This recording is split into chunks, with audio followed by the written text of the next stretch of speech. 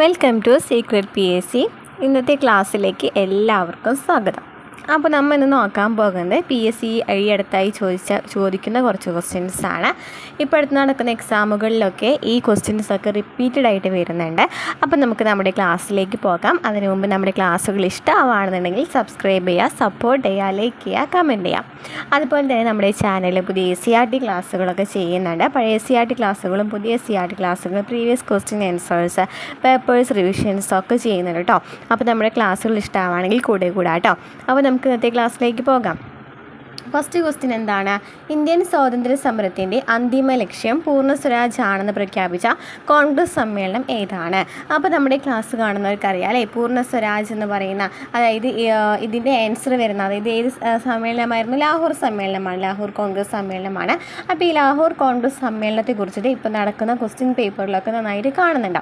അപ്പോൾ നമ്മുടെ ക്ലാസ്സുകൾ കാണുന്ന ഈ ക്വസ്റ്റ്യൻ പേപ്പേഴ്സ് റിവിഷൻസ് കാണുന്ന പിള്ളേർക്കറിയാം ഈ ലാഹോർ സമ്മേളനം എന്ന് പറയുന്നത് ഇമ്പോർട്ടൻ്റ് ആണെന്നുള്ളത്. എല്ലാ ക്വസ്റ്റ്യൻ പേപ്പറിലും, മിക്ക ക്വസ്റ്റ്യൻ പേപ്പറിൽ നമ്മൾ കണ്ടിട്ടുണ്ടല്ലേ, ലാഹോർ സമ്മേളനത്തെ കുറിച്ചിട്ട് ഒരു ക്വസ്റ്റ്യൻ എങ്കിലും കണ്ടിട്ടുണ്ട്. അപ്പോൾ പൂർണ്ണ സ്വരാജ് എന്ന് പറയുന്ന പ്രഖ്യാപിച്ച സമ്മേളനം ഏതാണ്? ലാഹോർ കോൺഗ്രസ് സമ്മേളനമാണ്. അതുപോലെ തന്നെ എന്തായിരുന്നു, 1930 ജനുവരി 26 സ്വാതന്ത്ര്യ ദിനമായിട്ട് ആഘോഷിക്കാമെന്ന് പറഞ്ഞിട്ടുണ്ടായിരുന്ന സമ്മേളനം ഏതായിരുന്നു? ലാഹോർ കോൺഗ്രസ് സമ്മേളനമായിരുന്നു അല്ലേ. ജവഹർലാൽ നെഹ്റു ആയിരുന്നല്ലോ അതിൻ്റെ അധ്യക്ഷൻ എന്ന് പറയുന്നത്. അപ്പം ലാഹോർ സമ്മേളനത്തെക്കുറിച്ച് ഡീറ്റെയിൽ ആയിട്ട് പഠിക്കാം കേട്ടോ. നെക്സ്റ്റ് ക്വസ്റ്റ്യൻ, ഗാന്ധിജിയുടെ നേതൃത്വത്തിൽ ഇന്ത്യൻ നാഷണൽ കോൺഗ്രസ് നടത്തിയ ആദ്യത്തെ ദേശീയ പ്രക്ഷോഭം ഏതാണ്? ആദ്യത്തെ ദേശീയ പ്രക്ഷോഭമാണല്ലേ ചോദിച്ചിരിക്കുന്നത്.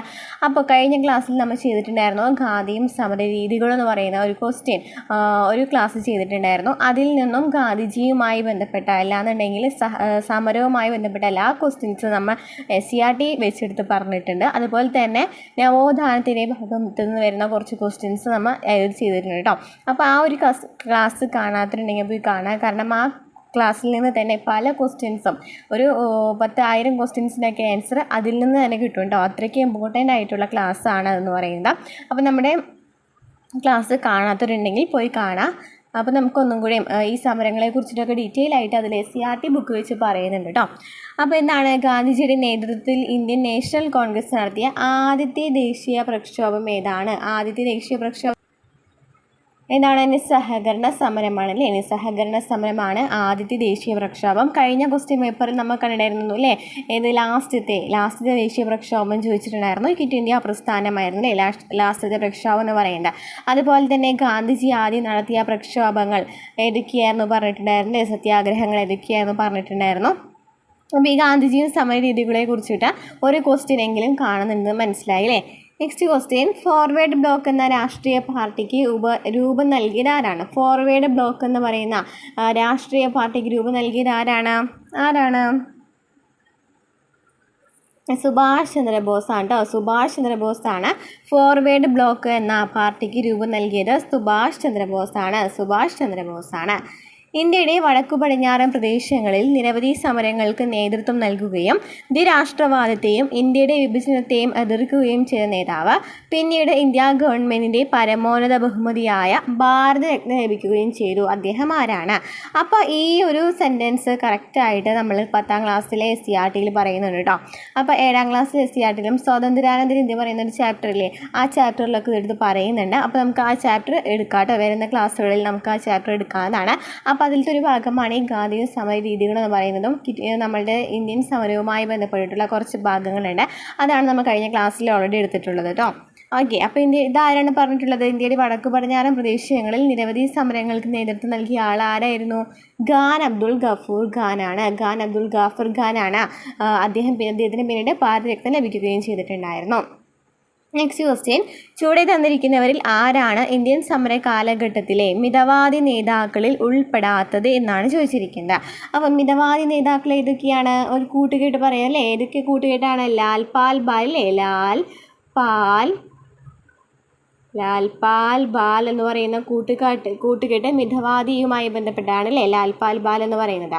അപ്പോൾ ഇതിലേതൊക്കെയാണ് വരുന്നത്? ലാൽ എന്ന് വെച്ചാൽ എന്താണ്? ആരാണ് ലാൽ?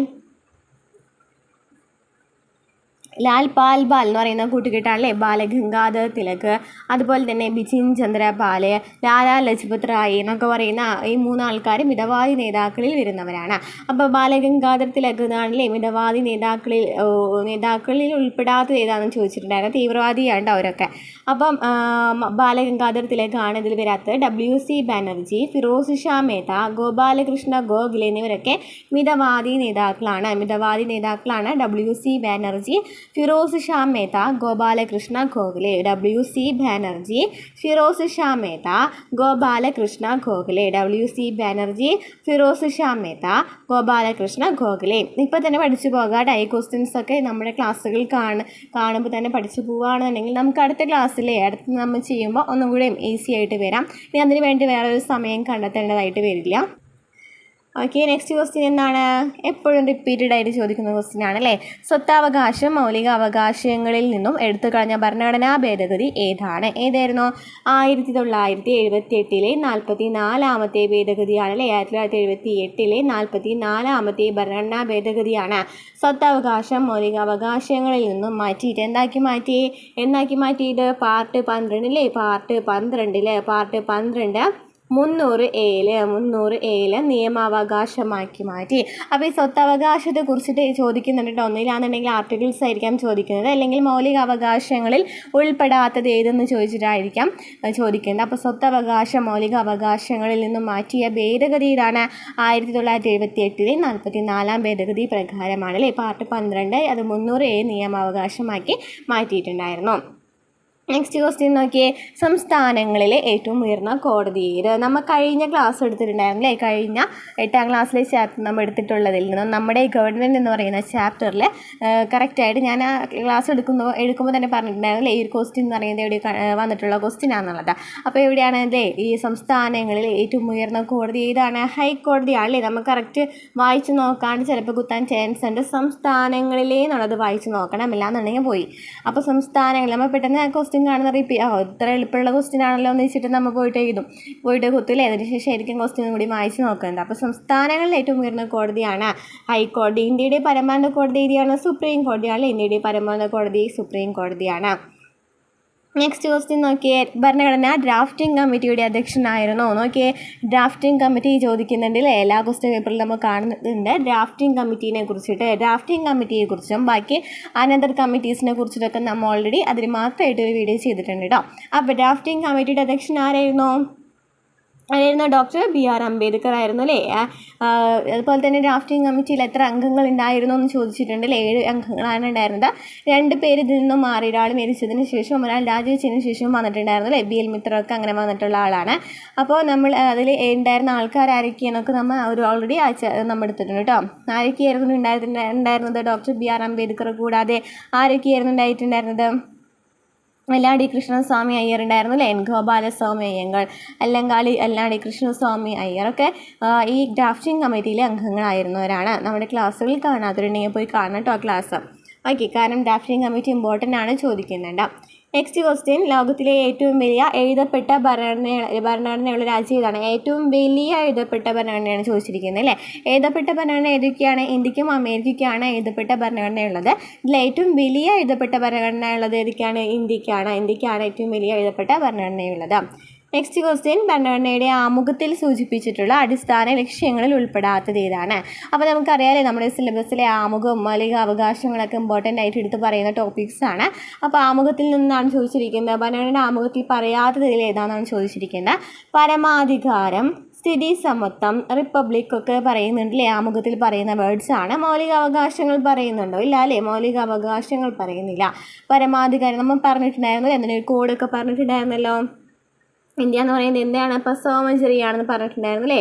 പസോമജറിയാണെന്ന് പറഞ്ഞിട്ടുണ്ടായിരുന്നു. അതായത് എന്താണ്? പരമാധികാര, സ്ഥിതി സമത്വ, അതുപോലെ തന്നെ എന്താ പറഞ്ഞേ? മതേതര ജനാധിപത്യ റിപ്പബ്ലിക് ആണെന്ന് പറഞ്ഞിട്ടുണ്ടായിരുന്നു. ഓക്കെ, അപ്പം ഭരണഘടനയുടെ ആമുഖത്തിൽ സൂചിപ്പിച്ചിട്ടില്ലാത്തത് ഏതാണ്? മൗലികാവകാശങ്ങളാണ്. Next question. കൈസർ എ ഹിന്ദ് പദവി ഗാന്ധി ബ്രിട്ടീഷ് ഗവൺമെൻറ്റിന് തിരികെ നൽകാൻ ഇടയാക്കിയ സംഭവം ഏതാണ്? നോക്കി നോക്കി കൈസർ ഈ ഹിന്ദി എന്ന് പറയുന്ന പദവിയും അതുപോലെ തന്നെ കുറേ പദവികളൊക്കെ ഓരോരുത്തരും സർ എന്ന് പറയുന്ന പദവി ടാഗോറൊക്കെ കളഞ്ഞിട്ടുണ്ടായിരുന്നു അല്ലേ. അതെടുത്ത് കളയാനുണ്ടാക്കിയ സാഹചര്യം ഏതായിരുന്നു? ജാലിയൻ വാലാബാഗ് കൂട്ടക്കൊല. ജാലിയൻ വാലാബാഗ് കൂട്ടക്കൊലയായിരുന്നു അല്ലേ. ജാലിയൻ വാലാബാഗ് കൂട്ടക്കൊലയെ കുറിച്ച് ചോദിക്കുന്നുണ്ട്. അതിൻ്റെ ഇയറൊക്കെ ആയിരിക്കും കൂടുതലായിട്ട് ചോദിക്കുന്നുണ്ട്. അപ്പോൾ എന്നാണ് ജാലിയൻ വാലാബാഗ് കൂട്ടക്കൊല നടന്നത്? 1919 അല്ലേ. 1919 ജാലിയൻ വാലാബാഗ് കൂട്ടക്കൊലയ്ക്ക് കാരണമായ സംഭവം ഏതാണെന്ന് ചോദിച്ചിട്ടുണ്ടായിരുന്നല്ലോ. കഴിഞ്ഞ ക്വസ്റ്റ്യൻ പേപ്പറിൽ നമ്മൾ ചെയ്തിട്ടുണ്ടായിരുന്നില്ലേ. ഏതായിരുന്നു? കരി നിയമമായിരുന്നു അല്ലേ. വാറണ്ടില്ലാതെ ഏത് ടൈമിലും അറസ്റ്റ് ചെയ്യാമെന്ന് പറയുന്ന ഒരു ഇതിനെതിരെ വേണ്ടിയിട്ടാണ് അല്ലേ ജാലിയൻ വാലാബാഗ് കൂട്ടക്കൊല നടക്കുന്നത്. അതായത് അവർ എവിടെയാണ് ഒരു മൈതാനത്ത് കൂടിച്ചേരുമ്പോൾ വന്ന് വെടിയുതിർക്കാണല്ലേ ചെയ്യുന്നുണ്ട്. അപ്പോൾ അങ്ങനെ കുറേ പേര് മരിക്കുകയാണ് ചെയ്തത്. അങ്ങനെയാണ് എന്താണ് ജാലിയൻ വാലാബാഗ് കൂട്ടക്കൊല 1919 ഏപ്രിൽ 13 നടക്കുന്നത്. 1919 ഏപ്രിൽ 13 ജാലിയൻ വാലാബാഗ് കൂട്ടക്കൊല നടക്കുന്നത്. ഓക്കെ. Next question. ഇനി ക്ഷേത്ര നിർമ്മാണമല്ല വിദ്യാലയ നിർമ്മാണമാണ് ജനതയ്ക്ക് വേണ്ടത്. പ്രധാന ദേവാലയം വിദ്യാലയം തന്നെയാകണമെന്ന് ആഹ്വാനം ചെയ്ത സാമൂഹ്യ പരിഷ്കർത്താവ് ആരാണ്? അപ്പോൾ നമ്മൾ കഴിഞ്ഞ ക്ലാസ്സിൽ ഞാൻ പറഞ്ഞില്ലേ ഗാന്ധിയും സമര രീതികളും അതുപോലെ തന്നെ നവോത്ഥാനം എന്ന് പറയുന്ന 2 ടോപ്പിക്സ് ഉൾപ്പെടുത്തിയൊരു ക്ലാസ് എടുത്തിട്ടുണ്ടായിരുന്നു. അതിൽ നിന്നും വന്നിട്ടുള്ള ക്വസ്റ്റ്യൻ ആണോ, ആ ഒരു SCERT ഭാഗത്തു നിന്നും വന്നിട്ടുള്ള ക്വസ്റ്റ്യൻ ആണെന്ന് പറയുന്നത്. അപ്പോൾ നമ്മുടെ ക്ലാസ്സുകൾ കാണുന്നവർക്ക് ഇതിന് കറക്റ്റ് ആൻസർ പറയാനായിട്ട് പറ്റുമല്ലോ. ഞാനത് എടുത്തപ്പോൾ തന്നെ പറഞ്ഞിട്ടുണ്ടായിരുന്നു അല്ലേ, ഈ ക്വസ്റ്റ്യൻ വന്നിട്ടുണ്ട് ഓൾറെഡി എന്നുള്ളത്. അപ്പോൾ ഇനി ക്ഷേത്ര നിർമ്മാണമല്ല വിദ്യാലയ നിർമ്മാണമാണ് ജനതയ്ക്ക് വേണ്ടത്. പ്രധാന ദേവാലയം വിദ്യാലയം തന്നെയാകണമെന്ന് പറഞ്ഞ ആരായിരുന്നോ? ശ്രീനാരായണ ഗുരുവാണ് അല്ലേ. ശ്രീനാരായണ ഗുരുവാണ് പറഞ്ഞത്.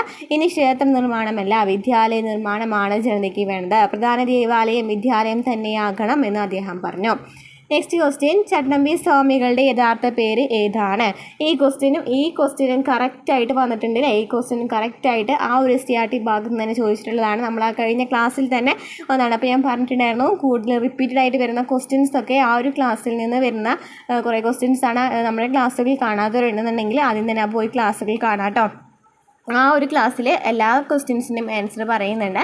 അപ്പോൾ ചട്ടമ്പി സ്വാമികളുടെ യഥാർത്ഥ പേര് ഏതാണ്? ചട്ടമ്പി സ്വാമികളുടെ അയ്യപ്പനാണ്. Next question. പഴശ്ശി കലാപം അടിച്ചമർത്തിയ ബ്രിട്ടീഷ് സബ് കളക്ടർ ആരാണ്? പഴശ്ശി കലാപം അടിച്ചമർത്തിയ ബ്രിട്ടീഷ് സബ് കളക്ടർ ആരാണ്? തോമസ് ഹാർവി ബാബർ അല്ലേ. നമുക്ക് കഴിഞ്ഞ ക്വസ്റ്റ്യൻ പേപ്പറിലൊക്കെ റിപ്പീറ്റഡ് ആയിട്ട് വരുന്ന ക്വസ്റ്റ്യൻ ആണ്. പഴശ്ശി കലാപം അടിച്ചമർത്തിയ ബ്രിട്ടീഷ് സബ് കളക്ടർ ആരാണ്? Thomas Harvey Baber. Next question. American model അറബിക്കടലിൽ എന്ന മുദ്രാവാക്യം ഏത് സമരവുമായി ബന്ധപ്പെട്ടിരിക്കുന്നു? അമേരിക്കൻ മോഡൽ അറബിക്കടൽ എന്ന് പറയുന്നത് അല്ലേ, നമ്മൾ ക്വസ്റ്റ്യൻ പേപ്പർ റിവിഷൻ ചെയ്തപ്പോൾ നമ്മൾ കണ്ടതാണ്. അമേരിക്കൻ മോഡൽ എന്ന അറബിക്കടൽ എന്ന് പറയുന്ന മുദ്രാവാക്യം പുന്നപ്ര വയലാർ സമരവുമായി ബന്ധപ്പെട്ടതാണ്. എന്താണ്? അമേരിക്കൻ മോഡൽ അറബിക്കടലിൽ നിന്ന്. Next question. കേരള ഹൈക്കോടതി ചീഫ് ജസ്റ്റിസ്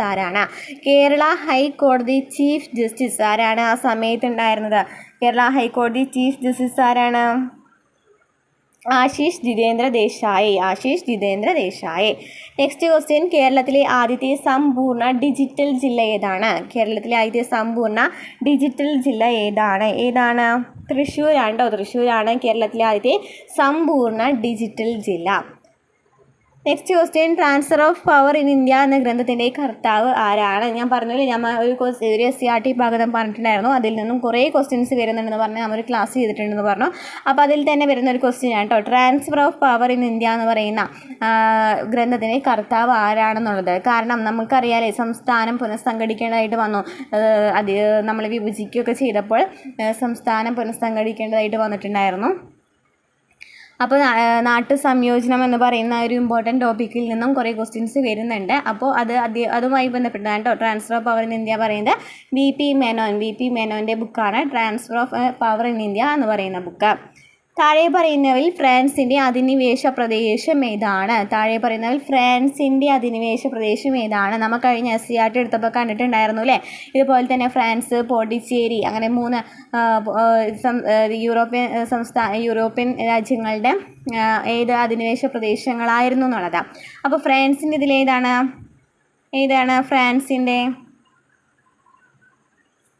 പോണ്ടിച്ചേരി ആണല്ലേ. പോണ്ടിച്ചേരി, മാഹി, കാരക്കൽ, യാനം എന്നിവയൊക്കെ ഫ്രാൻസിൻ്റെ അധിനിവേശ പ്രദേശമാണ്. ഗോവ, ദാമൻ, ദിയു എന്നൊക്കെ പറയുന്നത് ആരുടെയാണ്? ഗോവ, ദാമൻ, ദിയു എന്ന് പറയുന്നത് പോർച്ചുഗലിൻ്റെയാണ് അല്ലേ. ഗോവ, ദാമൻ, ദിയു എന്നൊക്കെ പറയുന്നത് പോർച്ചുഗലിൻ്റെ അധിനിവേശ പ്രദേശമാണ്. ഫ്രാൻസിൻ്റെ ആണല്ലേ പോണ്ടിച്ചേരി എന്ന് പറയുന്നത്. ഓക്കെ, നെക്സ്റ്റ് ക്വസ്റ്റ്യൻ എന്താണ്? സംസ്ഥാന പുനഃസംഘടനാ കമ്മീഷനിലെ മലയാളിയായ അംഗമാർ. നോക്കിയേ, നമ്മുടെ ക്ലാസ്സുകൾ കാണുന്നവർക്ക് അറിയാം അല്ലേ. ഈ ക്വസ്റ്റ്യൻ ഇമ്പോർട്ടൻ്റ് ആണെന്ന് പറഞ്ഞിട്ടുണ്ടായിരുന്നു.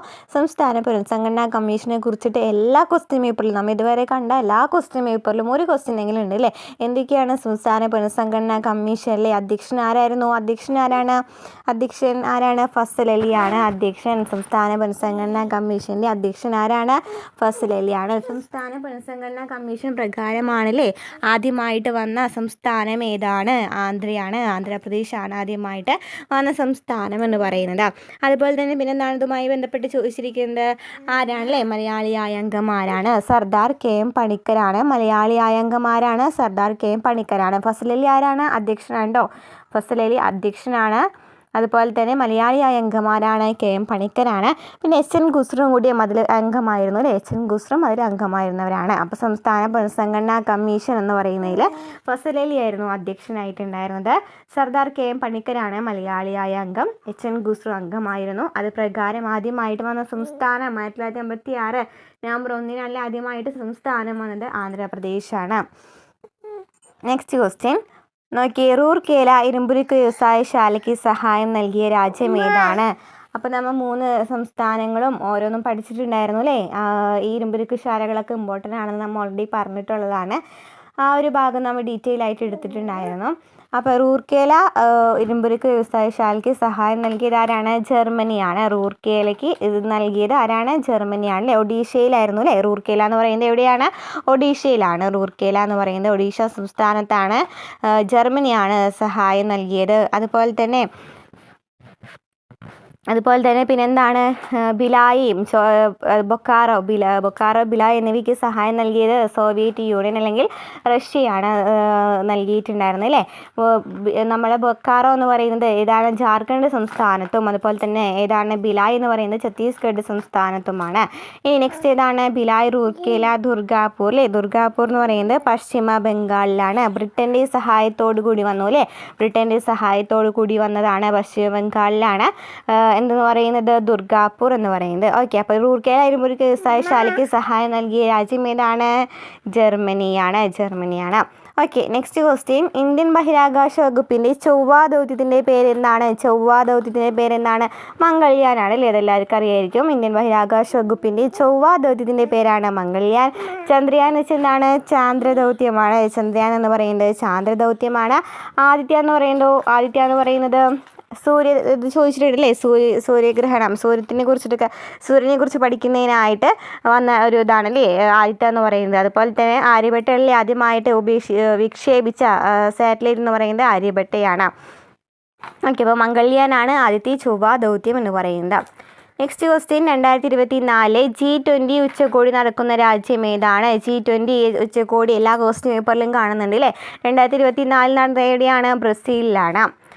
നെക്സ്റ്റ് ക്വസ്റ്റ്യൻ, ചന്ദ്രയാൻ 3 ദൗത്യത്തിൻ്റെ റോവർ എന്താണ് അറിയപ്പെടുന്നത്? റോവർ എന്താണ്? പ്രഗ്യാൻ എന്നാണ് അല്ലേ. പ്രഗ്യാൻ റോവർ എന്നാണ് അറിയപ്പെടുന്നത്. വിക്രം എന്താണ്? വിക്രം ലാൻഡർ ആയിരുന്നു. പ്രഗ്യാൻ റോവർ ആയിരുന്നു. നെക്സ്റ്റ് ക്വസ്റ്റ്യൻ, ഹിമാലയൻ പർവ്വതനിരയെ സംബന്ധിച്ച പ്രസ്താവനകളിൽ ശരിയായത് കണ്ടെത്തുക. ശരിയായത് ഏതാണ്? ഹിമാലയൻ പർവ്വതനിരയിലെ ഏറ്റവും ഉയരം കൂടിയ നിരയാണോ ഹിമാദ്രി എന്ന് പറയുന്നത്? അപ്പോൾ ഹിമാലയത്തെക്കുറിച്ച് നമ്മൾ കഴിഞ്ഞ ക്ലാസ്സിൽ 9ാം ക്ലാസ്സിലെ NCERT ഹിമാലയത്തിന് ഡീറ്റെയിൽ ആയിട്ട് പറയുന്നുണ്ട് കേട്ടോ. ഹിമാലയൻ പർവ്വതനിരയിലെ ഏറ്റവും ഉയരം കൂടിയ നിര ഏതാണ്? ഹിമാദ്രിയാണ്. ഹിമാലയൻ പർവ്വതനിരയിലെ ഏറ്റവും ഉയരം കൂടിയ പർവ്വതനിര ഏതാണ്? ഹിമാദ്രിയാണ്.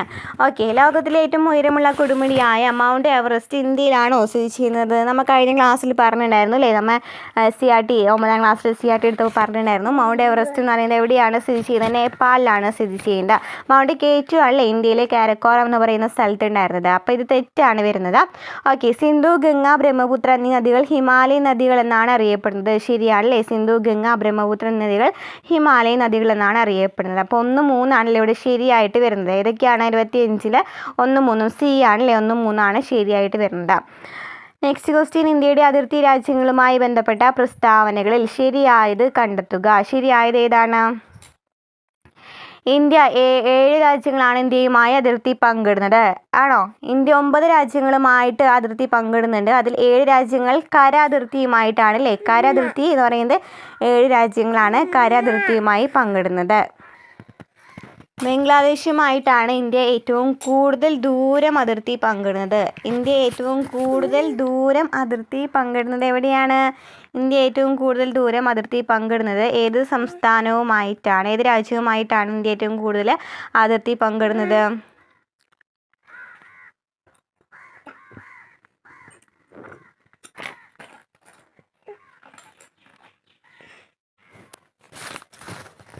ബംഗ്ലാദേശുമായിട്ടാണ് ഇന്ത്യ ഏറ്റവും കൂടുതൽ ദൂരം അതിർത്തി പങ്കിടുന്നത്. അഫ്ഗാനിസ്ഥാനുമായിട്ട് ഇന്ത്യ ഏറ്റവും കുറഞ്ഞ ദൂരമാണ് അതിർത്തി പങ്കിടുന്നത്. അപ്പോൾ 7 രാജ്യങ്ങളാണ് ഇന്ത്യയുമായി അതിർത്തി പങ്കിടുന്നത്. അവർ ആ ഒരു ക്വസ്റ്റ്യനിൽ ഒരു മിസ്റ്റേക്ക് ഉണ്ട് കേട്ടോ. അപ്പോൾ കരാതിർത്തി പങ്കിടുന്നതെന്ന് ചോദിക്കുകയാണെന്നുണ്ടെങ്കിൽ 7 രാജ്യങ്ങളാണ്. അതല്ല, ശരിക്കും പറഞ്ഞാൽ മൊത്തം 9 രാജ്യങ്ങളുമായിട്ടാണ് പങ്കിടുന്നത്. പക്ഷേ ഇവിടെ കര എന്നും പറയുന്നില്ല. അങ്ങനെയൊന്നും എടുത്ത് പറയാത്ത കാരണം ചിലപ്പോൾ അത് ക്വസ്റ്റ്യനിൽ ശരിയായിട്ട് വരാം. ഇപ്പോൾ നമുക്ക് പ്രൊവിഷണൽ ആൻസർ കീഴിൽ വന്നേക്കുന്നത് എല്ലാം ശരിയാണെന്നാണ് കേട്ടോ. ശരിക്കും പറഞ്ഞാൽ കരാതിർത്തിയാണ് 7 രാജ്യങ്ങളുമായിട്ട് പങ്കിടുന്നത്. ബംഗ്ലാദേശ് ഏറ്റവും കൂടുതൽ ദൂരം അതിർത്തി പങ്കിടും. അഫ്ഗാനിസ്ഥാൻ ഏറ്റവും കുറഞ്ഞ ദൂരം അതിർത്തി പങ്കിടുന്നു. നെക്സ്റ്റ് ക്വസ്റ്റ്യൻ, ഇന്ത്യയുടെ തീരപ്രദേശം സംബന്ധിച്ച പ്രസ്താവനകളിൽ തെറ്റായത് കണ്ടെത്തുക. അത് നമ്മൾ കറക്റ്റ് ഡയഗ്രാം വെച്ച് പറഞ്ഞിട്ടുണ്ടായിരുന്നു അല്ലേ? ഇന്ത്യയുടെ മാപ്പ് വെച്ച് പറഞ്ഞിട്ടുണ്ടായിരുന്നു. ഇന്ത്യയുടെ തീരപ്രദേശം സംബന്ധിച്ച പ്രസ്താവനകൾ തെറ്റായതാണ് ചോദിച്ചിരിക്കുന്നത്. നോക്കിയേ, പടിഞ്ഞാറൻ തീരസമതലം അറബിക്കടലിനും പശ്ചിമഘട്ടത്തിനും ഇടയിലാണ്. ശരിയാണല്ലേ? പടിഞ്ഞാറൻ തീരസമതലം അറബിക്കടലിനും പശ്ചിമഘട്ടത്തിനും ഇടയിലാണ്. പടിഞ്ഞാറൻ തീരസമതലങ്ങളിൽ ഉൾപ്പെട്ടതാണ് കോറമാണ്ടൽ തീരസമതലം എന്ന് പറയുന്നത്. അല്ല അല്ലേ? നമുക്കറിയാം കിഴക്കൻ തീരസമതലത്തിലാണ് കോറമാണ്ടലും വടക്കൻ സിർക്കാസിസ് ഒക്കെ വരുന്നത്. അപ്പോൾ അത് തെറ്റാണ്. സുന്ദരവന പ്രദേശം മുതൽ കന്യാകുമാരി വരെ നീണ്ടു കിടക്കുന്നതാണ് കിഴക്കൻ തീരസമതലം എന്ന് പറയുന്നത്. ശരിയാണല്ലേ? സുന്ദരവന പ്രദേശം മുതൽ കന്യാകുമാരി വരെയാണ് കിഴക്കൻ സമതലം നീണ്ടു കിടക്കുന്നത്. പശ്ചിമഘട്ടത്തിനും പൂർവ്വഘട്ടത്തിനും ഇടയിലായിട്ടാണ് വരുന്നത് അല്ലേ? സുന്ദർബൻ ഡെൽറ്റ അല്ലാന്നുണ്ടെങ്കിൽ സുന്ദരവന പ്രദേശം എന്നൊക്കെ പറയുന്നത് കന്യാകുമാരി വരെ നീണ്ടു കിടക്കുന്ന കിഴക്കൻ തീരസമതലമാണ്. അപ്പോൾ ഇതിലേതാണ് ശരി? തെറ്റായതല്ലേ ചോദിച്ചിരിക്കുന്നത്? 2 മാത്രമാണല്ലേ തെറ്റെന്ന് പറയുന്നത്. ബാക്കി 1, 3 ശരിയാണല്ലേ? നെക്സ്റ്റ് ക്വസ്റ്റ്യൻ, ഇന്ത്യയുടെ ദേശീയ പ്രതീകങ്ങൾ സംബന്ധിച്ച് ശരിയായത് കണ്ടെത്തുക. ഇന്ത്യയുടെ ദേശീയ പ്രതീകങ്ങൾ സംബന്ധിച്ച് ശരിയായത് കണ്ടെത്തുക. ഇന്ത്യയുടെ ദേശീയ കായിക വിനോദം എന്ന് പറയുന്നത് ഹോക്കിയാണ്. ശരിയാണ്. ഇന്ത്യയുടെ ദേശീയ കായിക വിനോദം ഹോക്കിയാണ്. ആന ഇന്ത്യയുടെ ദേശീയ പൈതൃക ജീവിയാണല്ലേ? 2011 ഇത് അംഗീകരിക്കുന്നത്. അപ്പോൾ ആന എന്ന് പറയുന്നത് ഇന്ത്യയുടെ ദേശീയ പൈതൃക ജീവിയാണ്. ഇന്ത്യയുടെ ദേശീയ ഗീതം ഏതാണ്? ദേശീയ ഗീതം എന്ന് പറയുന്നത് വന്ദേ മാതരമാണല്ലേ? ഇന്ത്യയുടെ ദേശീയ ഗീതം എന്ന് പറയുന്നത് വന്ദേ മാതരമാണ്. ഇന്ത്യയുടെ ദേശീയ ഗീതം എന്ന് പറയുന്നത് വന്ദേ മാതരമാണ്. ദേശീയ ഗാനം ചോദിക്കുകയാണെന്നുണ്ടെങ്കിലാണ് ജനഗണമന. ദേശീയ ഗാനമാണ് ജനഗണമന. ഗീതം വന്ദേ മാതരമാണ്. അപ്പോൾ ഇതിലേതാണ് തെറ്റായത്? ശരിയായത് ഏതാണ്? 1ഉം 2ആണ് ശരി അല്ലേ? അപ്പോൾ 1ഉം 2ആണ് ശരി എന്ന് പറയുന്നത്. നെക്സ്റ്റ്, ഇന്ത്യയിലെ നദീതീര പട്ടണങ്ങൾ സംബന്ധിച്ച പ്രസ്താവനകളിൽ ശരിയായത് കണ്ടെത്തുക. അയോധ്യ നഗരം സരയൂ നദീതീരത്ത് സ്ഥിതി ചെയ്യുന്നു. ശരിയാണല്ലേ? അയോധ്യ നഗരം എന്ന് പറയുന്നത് സരയൂ നദീതീരത്താണ് സ്ഥിതി ചെയ്യുന്നത്. അഹമ്മദാബാദ്, ഗാന്ധിനഗർ എന്നീ പട്ടണങ്ങൾ സബർമതി തീരത്താണ്. അഹമ്മദാബാദ്, ഗാന്ധിനഗർ എന്ന് പറയുന്ന പട്ടണങ്ങൾ ഏത് നദീതീരത്താണ്? അഹമ്മദാബാദും ഗാന്ധിനഗറും സ്ഥിതി ചെയ്യുന്നത്.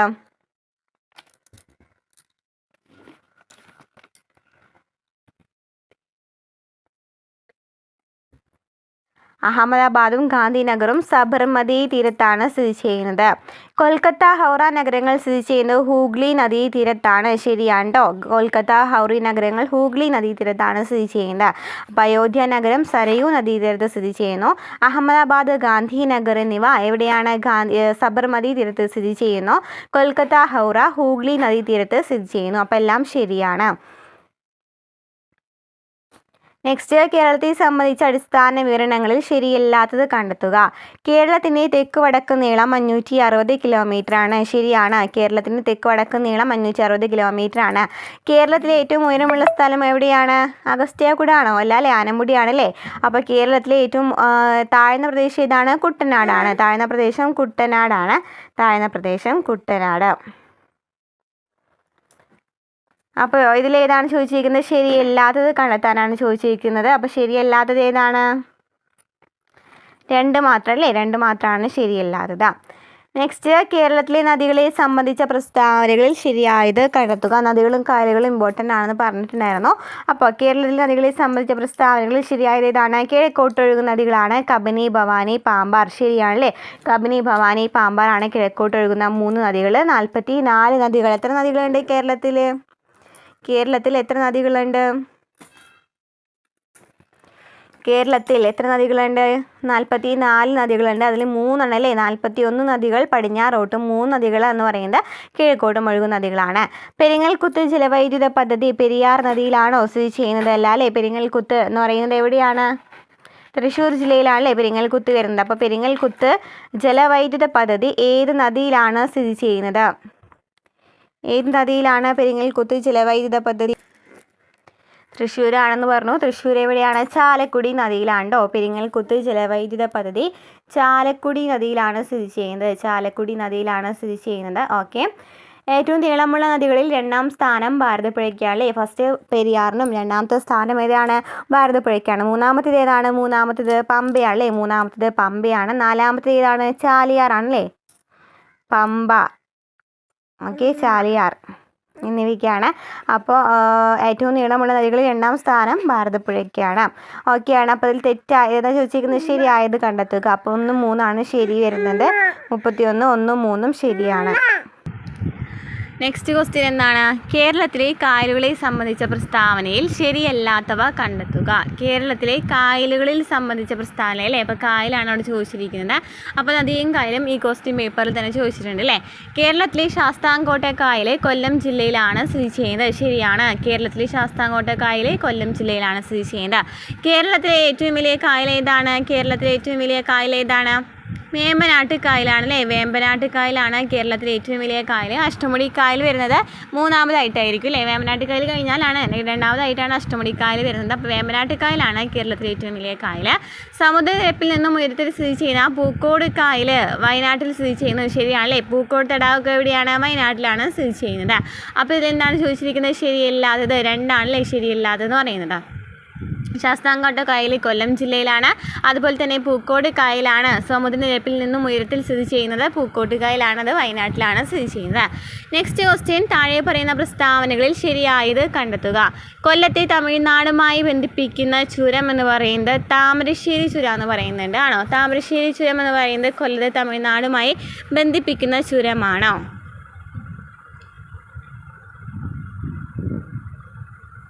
വയനാട് ചുരം സ്ഥിതി ചെയ്യുന്നത് കോഴിക്കോടാണ്. ശരിയാണ്. വയനാട് ചുരം സ്ഥിതി ചെയ്യുന്നത് കോഴിക്കോടാണ്. കേരളത്തിലെ ഏറ്റവും വലിയ ചുരം ഏതാണ്? പാലക്കാട് ചുരമാണ്. കേരളത്തിലെ ഏറ്റവും വലിയ ചുരം പാലക്കാട് ചുരമാണ്. ഓക്കെ. അപ്പോൾ താമരശ്ശേരി ചുരം എന്ന് പറയുന്നത് കോഴിക്കോട് ടു വയനാടാണ് അല്ലേ? കോഴിക്കോടിനെയും വയനാടിനെയും തമ്മിൽ ബന്ധിപ്പിക്കുന്നത്. കോഴിക്കോടിനെയും അതുപോലെ തന്നെ വയനാടിനെയും തമ്മിൽ ബന്ധിപ്പിക്കുന്ന ചുരമാണ് താമരശ്ശേരി ചുരം എന്ന് പറയുന്നത്. ഓക്കെ. അപ്പോൾ കോഴിക്കോട് ടു വയനാടാണ് താമരശ്ശേരി ചുരം എന്ന് പറയുന്നത്. വയനാട് ചുരം സ്ഥിതി ചെയ്യുന്നത് കോഴിക്കോടാണ്. കേരളത്തിലെ ഏറ്റവും വലിയ ചുരം പാലക്കാട് ചുരമാണ്. ഓക്കെ. അപ്പോൾ അതിൽ തെറ്റ് ഏതാണ്? നമ്മൾ ചോദിച്ചിരിക്കുന്നത് ശരിയായത് കണ്ടെത്താനാണല്ലേ? 2, 3 ശരി എന്ന് പറയുന്നത്. നെക്സ്റ്റ്, കേരളത്തിലെ മത്സ്യബന്ധന തുറമുഖങ്ങളും അവ സ്ഥിതി ചെയ്യുന്ന ജില്ലകളും ശരിയായ രീതിയിൽ യോജിച്ചവ കണ്ടെത്തുകയാണ് പറഞ്ഞിരിക്കുന്നത്. അപ്പോൾ നീണ്ടകര തിരുവനന്തപുരത്താണോ സ്ഥിതി ചെയ്യുന്നത്?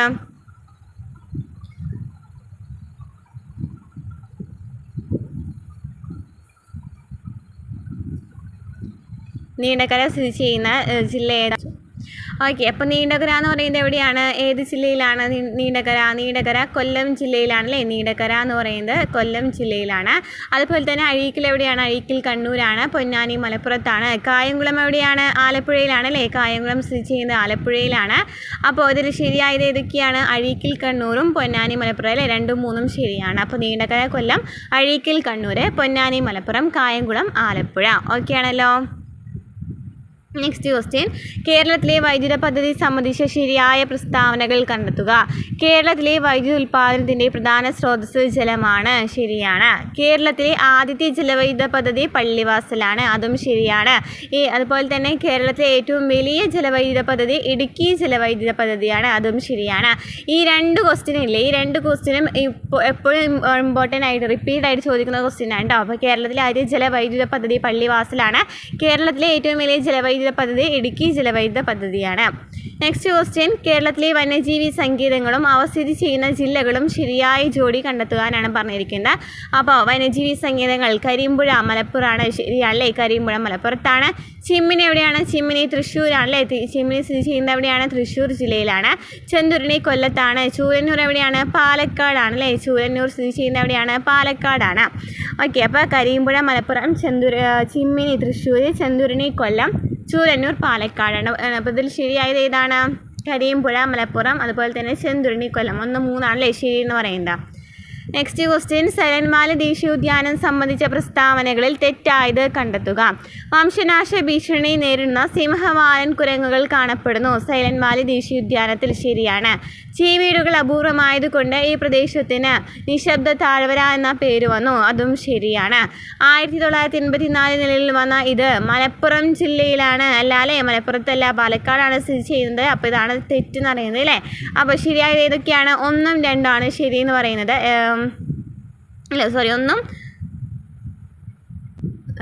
തെറ്റാണല്ലേ ചോദിച്ചിരിക്കുന്നത്. ക്വസ്റ്റ്യനിൽ തെറ്റാണ് ചോദിച്ചിരിക്കുന്നത്. അപ്പോൾ തെറ്റായത് 3 മാത്രമാണ് തെറ്റെന്ന് പറയുന്നത്.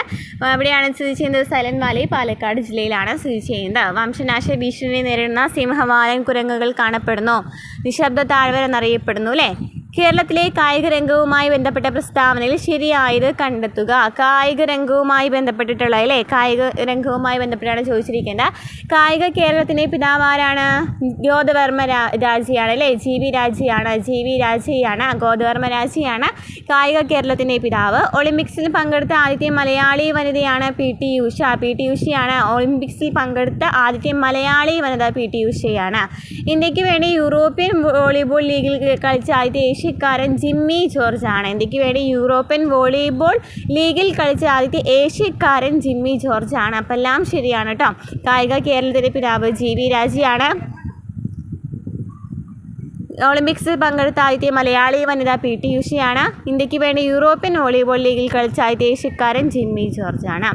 നെക്സ്റ്റ് ക്വസ്റ്റ്യൻ, കേരളത്തിലെ തദ്ദേശ സ്വയംഭരണ സ്ഥാപനങ്ങൾ സംബന്ധിച്ച തെറ്റായ പ്രസ്താവനകൾ കണ്ടെത്തുക അല്ലേ? കേരളത്തിലെ തദ്ദേശ സ്വയംഭരണ സ്ഥാപനങ്ങൾ. കേരള നിയമസഭ 1992 കേരള പഞ്ചായത്തി രാജ് നിയമം പാസ്സാക്കി. തെറ്റാണല്ലേ? തെറ്റാണ് ആൻസർ വരുന്നത്. അപ്പോൾ എന്നാണ്? 1993 കേരള പഞ്ചായത്തി രാജ് നിയമം നിലവിൽ വരുന്നത്. കേരളത്തിൽ 941 ഗ്രാമപഞ്ചായത്തുകളും 152 ബ്ലോക്ക് പഞ്ചായത്തും നിലവിലുണ്ട്, ശരിയാണ്. കേരളത്തിൽ 941 ഗ്രാമപഞ്ചായത്തും 152 ബ്ലോക്ക് പഞ്ചായത്തും നിലവിലുണ്ട്. തദ്ദേശ സ്വയംഭരണ വകുപ്പ് മന്ത്രി ആരാണ്? MB രാജേഷാണ് തദ്ദേശ സ്വയംഭരണ വകുപ്പ് മന്ത്രി. അപ്പോൾ കേരളത്തിൽ 941 ഗ്രാമപഞ്ചായത്തും 152 ബ്ലോക്ക് പഞ്ചായത്തുണ്ട്. തദ്ദേശ സ്വയംഭരണ വകുപ്പ് മന്ത്രി MB രാജേഷാണ്. നെക്സ്റ്റ് ക്വസ്റ്റ്യൻ, താഴെ പറയുന്ന പ്രസ്താവനകളിൽ തെറ്റായത് കണ്ടെത്തുക. കേരള സ്പീക്കർ MN ഷംസീർ ആണ്, ശരിയാണ്. കേരള ഹൈക്കോടതി ചീഫ് ജസ്റ്റിസ് നമ്മൾ നേരത്തെ പറഞ്ഞു അല്ലേ? ആശിഷ് ജിതേന്ദ്ര ദേശായി ആണ് കേരള ഹൈക്കോടതി ചീഫ് ജസ്റ്റിസ് എന്ന്. കേരള ഗവർണർ ആരാണ്? ആരിഫ് മുഹമ്മദ് ഖാൻ ആണ്. അപ്പോൾ ഇതിൽ തെറ്റാണ്, 2ആണ് തെറ്റെന്ന് പറയുന്നത്. കേരള ഹൈക്കോടതി ചീഫ് ജസ്റ്റിസ് നമ്മൾ മുമ്പത്തെ ക്വസ്റ്റ്യനിൽ കണ്ടിട്ടുണ്ടായിരുന്നു അല്ലേ? ഏതാണെന്ന്? ആരായിരുന്നു? ആശിഷ് ജിതേന്ദ്ര ദേശായി ആണ്. അപ്പോൾ Kerala speaker AN Shamseer, Kerala governor Arif Mohammad Khan. അപ്പോൾ ഇത്രയൊക്കെയാണോ ഇന്നത്തെ ക്വസ്റ്റ്യൻ പേപ്പർ എന്ന് പറയുന്നത്. ഇന്ന് ഞാൻ എടുക്കാൻ ഉദ്ദേശിക്കുന്ന കുറച്ച് ക്വസ്റ്റ്യൻസ് ഇതായിരുന്നു. അപ്പോൾ നമ്മൾ ഈ ക്ലാസ്സുകൾ കാണുന്നവർക്ക് അറിയാമല്ലേ, റിപ്പീറ്റഡ് ആയിട്ട് വരുന്ന ക്വസ്റ്റ്യൻസ് ഏതാണെന്നൊക്കെ നമുക്ക് മനസ്സിലായിട്ടുണ്ട്. എല്ലാ ക്വസ്റ്റ്യൻ പേപ്പറിലും കാണുന്ന ക്വസ്റ്റ്യൻസ് ഏതാണെന്ന് മനസ്സിലായിട്ടുണ്ട്. അപ്പോൾ ഇങ്ങനത്തെ ക്ലാസ്സുകൾ കാണാണെന്ന് നമ്മൾ ചെയ്യുകയാണെന്നുണ്ടെങ്കിൽ നമുക്ക് പെട്ടെന്ന് ഏതൊക്കെ ക്വസ്റ്റ്യൻ്റെ ഭാഗമാണ്, നമുക്ക് ഏത് ഭാഗമാണ് ഡീറ്റെയിൽ ആയിട്ട് പഠിക്കേണ്ടത് നമുക്ക് ക്ലിയർ ആയിട്ട് മനസ്സിലാക്കാനായിട്ട് പറ്റില്ലേ. അപ്പോൾ ഇത്രയൊക്കെയാണ് ഇന്നത്തെ ക്ലാസ്സിൽ നമ്മൾ ഉൾക്കൊള്ളിച്ചിരിക്കുന്നത്. നമുക്ക് അടുത്ത ക്ലാസ്സുമായിട്ട് വീണ്ടും കാണാം. നമ്മുടെ ക്ലാസ്സുകൾ ഇഷ്ടമാണെന്നുണ്ടെങ്കിൽ സപ്പോർട്ട് ചെയ്യാം കേട്ടോ.